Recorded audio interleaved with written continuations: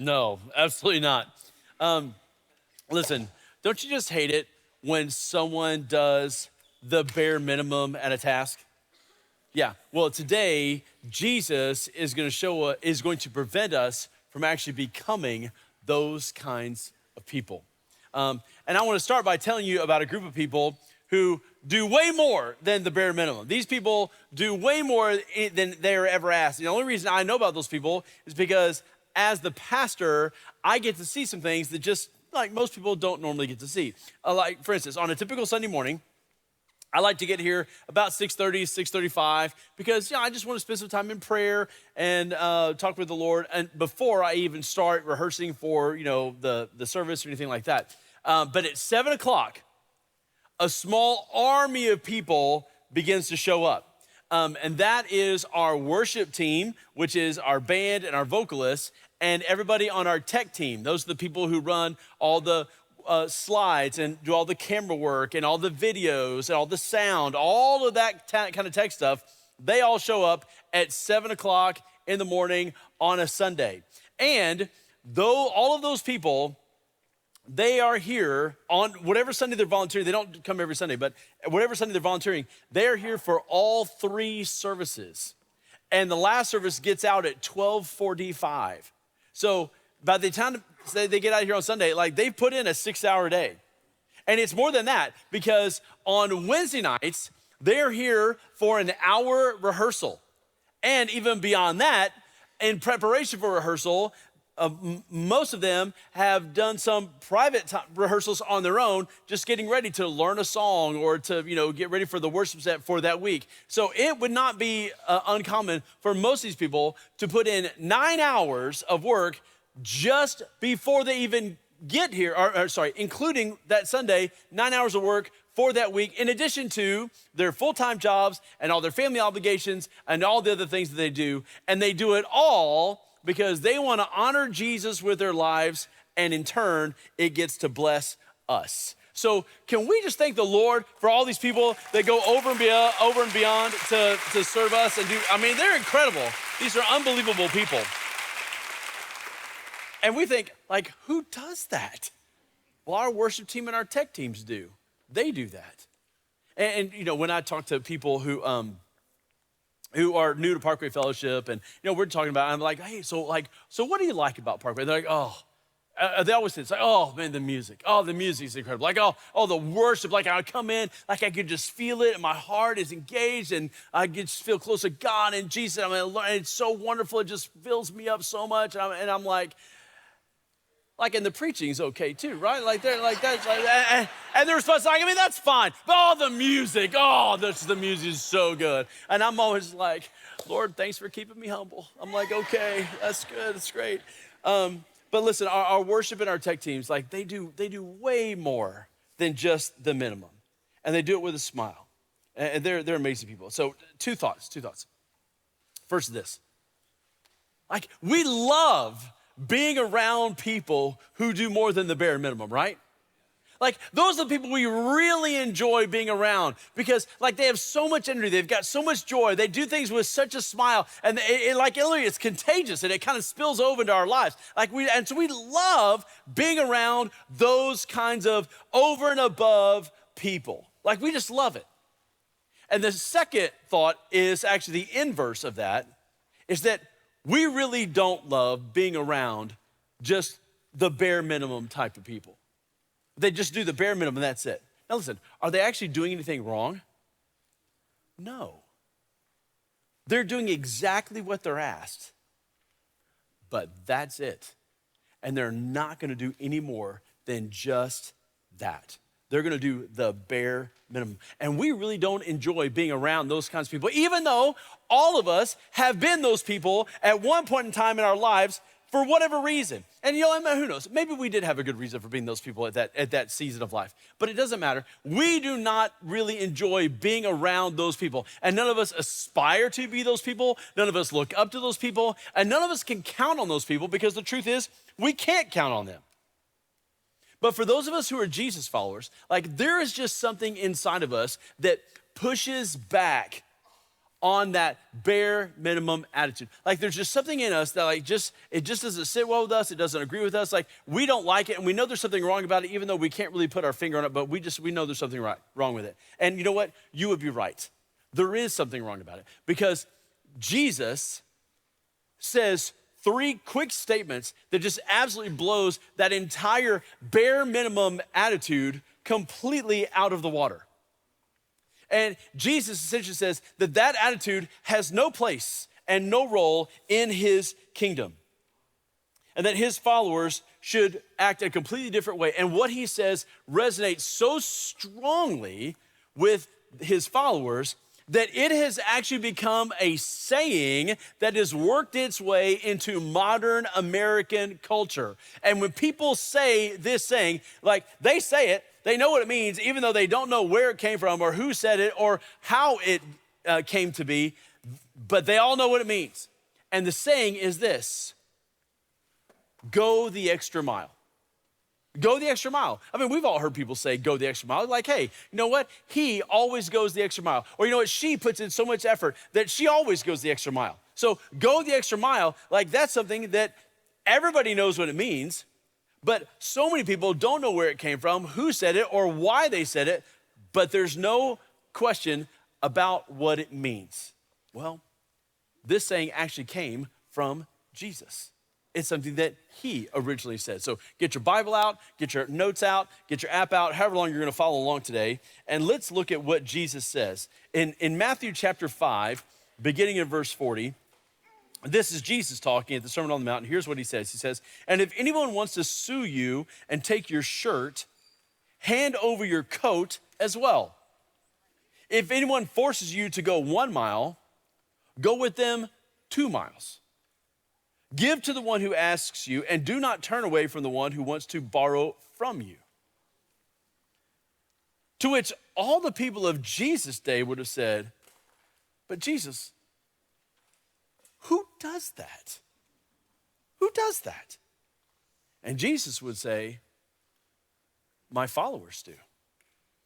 And if you're a believer in Christ, that includes you. That includes you. And so let me just give you the bottom line for today. I want you to write this down. This is your first fill in. The bottom line is just simply this: do more than expected. Do more than expected. Look, if you want to honor Jesus with your life, do more than expected. If you want to see Jesus at work in your life, do more than expected. If you want other people to see Jesus at work in your life, then do more than expected. Our worship team does. Our tech team does. In fact, all of our volunteer teams, they all do more than expected. And if you become serious about following Jesus, you will too. And listen, and this extends far beyond just volunteering at church. This extends to pretty much every area of your life. Do more than expected. And so then the question for us becomes, how? Like, how do I do more than expected? Well, let's look at what Jesus has to say about going the extra mile. Here's the first thing. I want you to write it down. Number one is this, is that I need to give more than I'm asked. Give more than I am asked. I want you to look how Jesus starts out in verse 40. He says this. He says, if anyone wants to sue you and take your shirt, hand over your coat as well. Now, at first glance, this actually seems almost irresponsible. I mean, if someone is suing me and they're trying to take my shirt in a lawsuit, I'm supposed to not just give them the shirt, I'm supposed to give them my coat as well? Like, Jesus, who does that?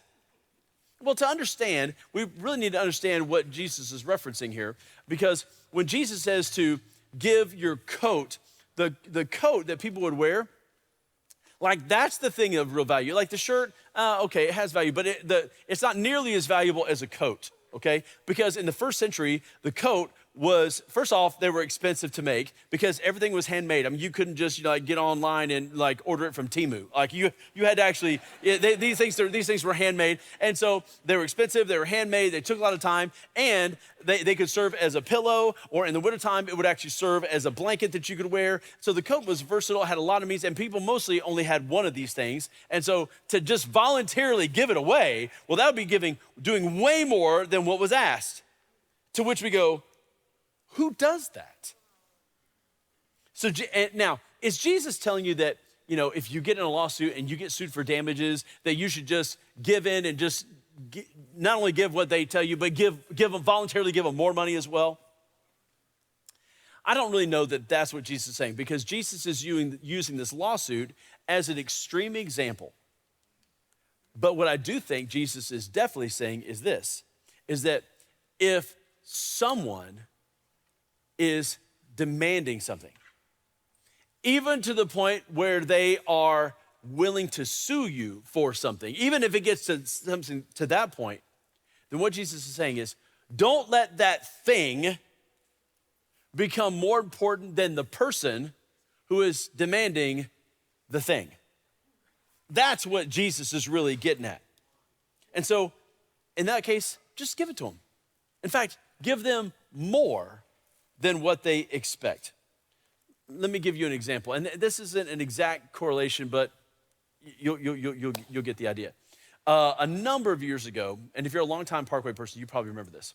A number of years ago, we did a shoe drive for a place called Still Creek Ranch. It's just outside of College Station, and it's actually a working ranch where kids who have been abandoned or have been abused go to after they've been rescued out of a crisis situation. And so a lot of times when these kids show up at the ranch, like literally the only clothes they have are the clothes on their backs and the shoes on their feet. That is it. That is all they have. And so Still Creek Ranch has no problem getting clothing donations, but it's the shoes that they have difficulty with. And kids are always outgrowing their shoes, as most of us who are parents know full well. And so they asked us if we would do a shoe drive, and they just said, hey, just ask people to bring out like the shoes that they don't use anymore, like the shoes they've worn for a while, but they're not using anymore, they replace with new shoes. Bring us those old shoes because our kids will go through them, and we need them because literally they only have one pair of shoes. So we said, okay. But that's not what the people at Parkway did. And it's not what Amy and I did either. Because the truth is, like, nobody really wanted to give these kids, like, our old, worn out, tired yard shoes that are just on their last leg. Nobody wanted to do that for these kids because God loves these kids. And so a lot of people decided to go out and buy new shoes for these kids. And that's what Amy and I did too. Like, we went to the store and we just bought a pair of new shoes for the kids. And hundreds of families at Parkway went and did the same thing. In fact, there was one guy who was so moved, he went and bought $1,000 worth of boots for these kids because it's a working ranch, and he felt like that's what God wanted him to do because they could really use them. I mean, it was incredible.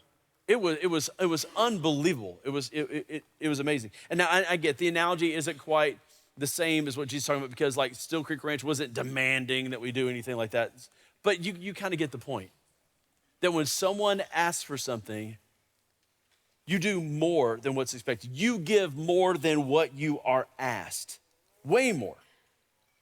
And you know what? After that shoe drive, it felt good. It felt really good. And here's the thing.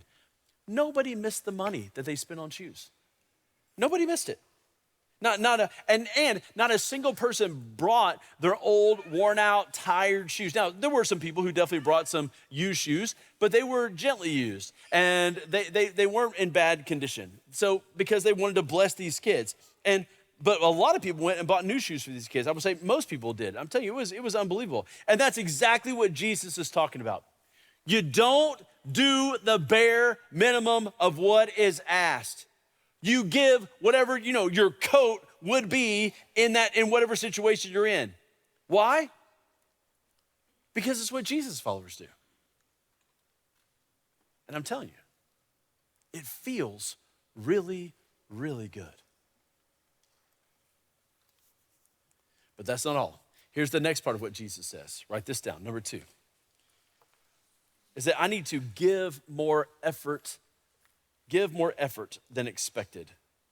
And this is where the famous saying of Jesus comes from. Is this middle sentence here. It's in verse 41.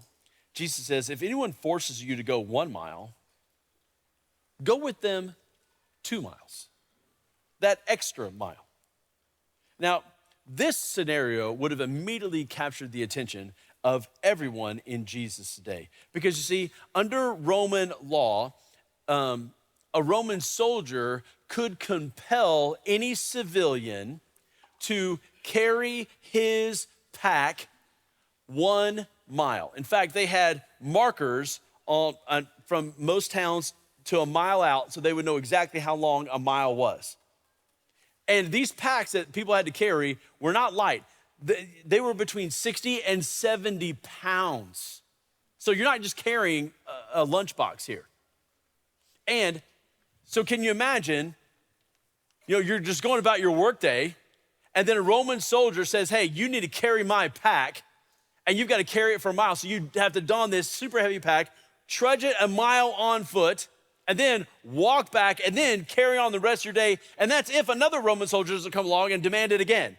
So you can see that this created a lot of resentment, a lot of anger, and a lot of angst in people's lives because they hated the Romans. Not just because they were oppressors, but they also took advantage of them at every turn. And they put these extra burdens on people figuratively and literally. And so this was an awful thing. And so Jesus comes along, and he doesn't condemn the practice. He transforms it. He doesn't say, hey, carry it, but it's okay just to, be unhappy about it. He doesn't say, carry it, and it's okay to under your breath going, oh, this stupid, dirty, rotten Romans. Like he says, no. Carry it 1 mile, and then carry it an extra mile. Wow. See, the first mile is demanded by authority, but the second mile is chosen out of love. Man, that's big. That's big, y'all.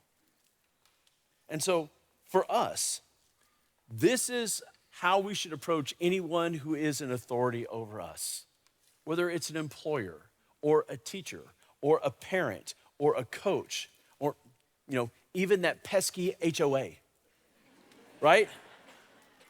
Listen, you're always gonna be asked to do something that you think is unfair, that you don't wanna do, that you think is silly and unnecessary, and you just don't think it's right. And so Jesus doesn't say, well, you know what? Just muddle your way through it. You can just grumble your way through it, complain about it the whole time. You're like, oh, it's dirty, rotten, blah, blah, blah. She says, no. That's not how you do it. You don't do just the bare minimum of what was asked. You give extra effort and go that extra mile. For example, have you ever heard of a honey bucket before? Yeah, if you don't know what a honey bucket is actually a brand of porta potty, okay? Now, I don't know whoever came up with the name honey bucket, but I'm gonna tell you, there's anything in that bucket except honey, all right? So I don't know why they call it that, but that's just what the name of it is anyway. So a guy told me this story one time about a honey bucket. In fact, there was a construction site, and there was like a whole line of these honey buckets there on this construction site, but these honey buckets had not been cleaned in quite a while. And after being out in the hot Texas sun for quite some time, these things were ripe.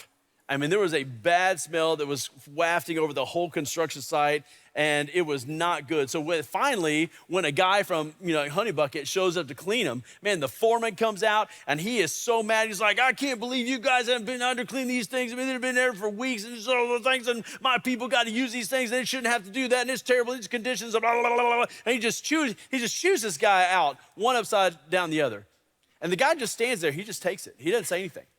And after the foreman finishes, his rant, the guy says, well, you know what? Like, I'm so sorry that that's been your experience, but the guy that had this route is no longer with the company, and so I'm taking over, and I'm gonna tell you, I'm a Christian, and when I clean these things, I clean them as if I'm cleaning them for Jesus himself, and you are not gonna have that kind of problem anymore, I can guarantee you that.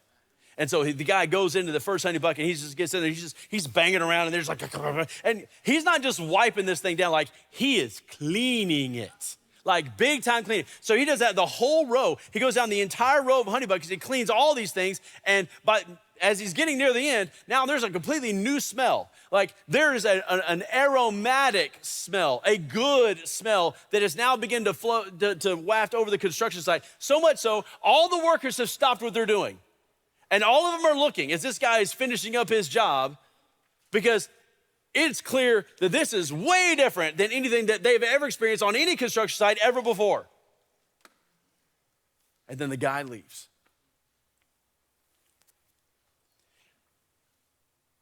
This guy did way more than what was required. Like he really went over and above. He did not just a little extra, he went way extra. And I am pretty sure that the people at the home office of Honey Bucket do not require the aromatic perfumes to be sprayed in these things. I mean, I've walked by hundreds of these things in my lifetime, and I've never smelled anything good coming out of those things, ever, not even one time. This guy went the extra mile. That's what it means. Honestly, this guy, like he went 5 extra miles. And that's what Jesus is talking about.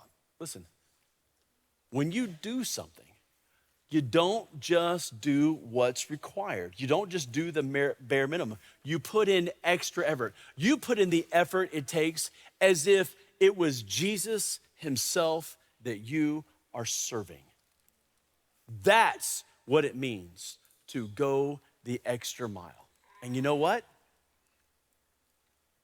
It feels good. Like it feels really good when you do that. And then Jesus wraps it up with this, number 3. Write this down. Say yes, not no. Say yes, not no. I want to look at how Jesus wraps all this up. Verse 42, he says, give to the one who asks you, and do not turn away from the one who wants to borrow from you. Now, this final scenario is a little bit different than the others because this one is a little more personal. The others were because someone was demanding something from you, like in a lawsuit or the Roman soldier, but not here. No one's demanding anything. This is just someone asking for help. That's what this is. And when someone asks you for help, like, I know, like, our first thought is like, I mean, do they really need it? Do they really need my extra help? And then we think, like, do I even have time to give them this help that they're asking for? Do I really want to do that? The truth is, our first thoughts are about us. Or if someone wants to borrow something from us, our first thought is like, because like, what if they break it? Or what if I never get it back? Again, our first thoughts are of us, not of them. And that's what Jesus is railing against here. He says, if someone wants to borrow something or ask our help, like our first thoughts can't be of us. In fact, that can't be our first thought at all. Our first thought has to, honestly, really needs to come way before that incident ever happens. Our first thought really needs to be, and this is something you should think of like now, this is the time for it. Our first thought really needs to be, okay, God, everything that I have is not actually mine. It's actually yours. And you are just asking me to manage it. So if someone wants to use it, or someone wants to borrow it, or if they break it, or if they never give it back, Lord, that actually affects you because it's your stuff. It's actually not my stuff. And so I'll let you handle it.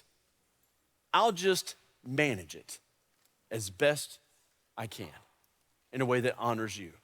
And if you're telling me to help them or you let them borrow it, then that's what I'm gonna do.